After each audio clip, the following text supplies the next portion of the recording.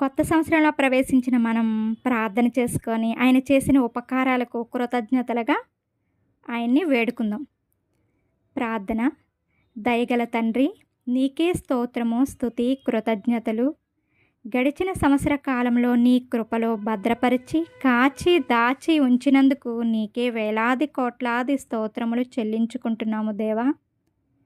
కొత్త సంవత్సరంలో ప్రవేశించిన మాకు సంవత్సరమును దయాకిరీటము చేత మమ్మును నీ ప్రేమ చేత సత్యవాక్యంలో నడిపించమని, అగ్నిలో నుండి కొందరిని లాగినట్టు వాక్యం చేత మేము నీ పని చేసే పిల్లలుగా ఉంచమని, అలాగే మా స్నేహితులను, బంధువులను జ్ఞాపకం చేసుకో తండ్రి. అందరినీ నీ ప్రేమ చేత వారి అవసరాలను తీర్చండి నా దేవా.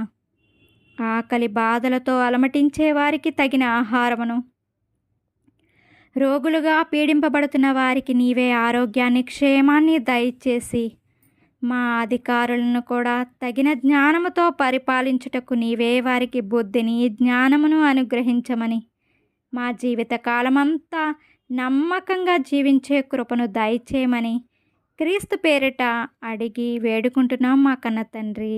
ఆమేన్.